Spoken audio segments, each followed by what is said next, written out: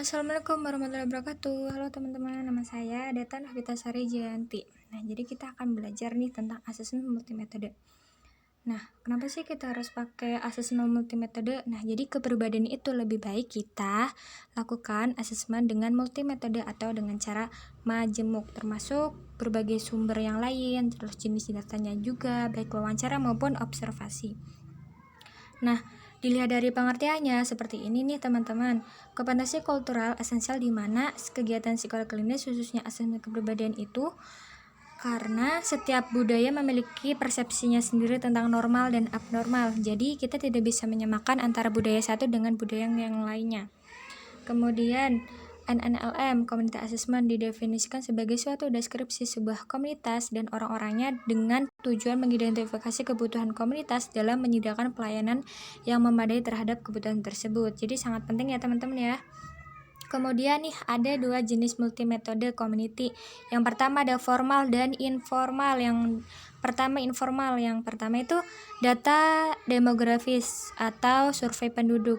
Yang kedua ada survei lapangan atau kita bisa menggunakan anggaran ya karena ini cukup besar biayanya. Kemudian kita ada kayak informal interface atau kita bisa meminta bantuan terhadap orang-orang yang terpercaya baik dari dalam komunitas ataupun di luar. Yang penting bisa diajak kerjasama ya. Kemudian ada focus group discussion. Nah, ini mungkin memakan waktu yang cukup lama tapi ini sangat efektif. Jadi bisa digunakan ya. Kemudian ada fungsi masyarakat atau rapat. Dalam hal ini kita bisa melakukan pertemuan-pertemuan dengan masyarakat. Jadi kita bisa memperoleh data yang sangat akurat. Kemudian ada cara informal. Yang pertama ada Wenzel Survey. Nah, di sini kita bisa melakukan pengamatan langsung terhadap komunitas.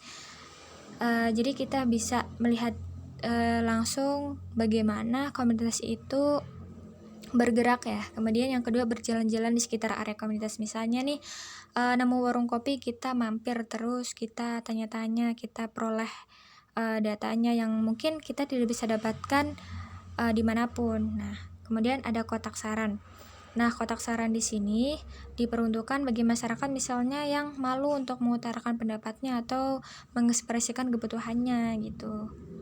Nah, kemudian nih tujuannya itu apa? Nah, jadi tujuan utamanya itu adalah membuat keputusan tentang rancangan program dan layanan berbasis informasi di mana intinya kita bisa mengumpulkan dan bisa menganalisis. Nah, analisa data masyarakat digunakan itu untuk apa? Nah, untuk mengidentifikasi permasalahan, menetapkan kebutuhan, menetapkan kekuatan dari masyarakat.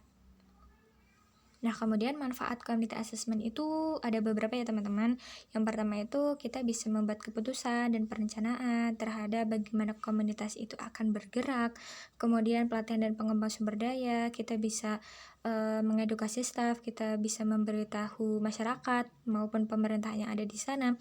Kemudian kita juga bisa mengembangkan sumber daya komunitas dengan kita memperkaya, kita memberi edukasi, kita memberi pelatihan yang tadi sudah disebutkan juga. Itu diharapkan bisa mengembangkan sumber daya komunitas di daerah tersebut. Kemudian ada advokasi atau pendampingan dalam menentukan prioritas. Nah, respon terhadap perubahan kebijakan dan program.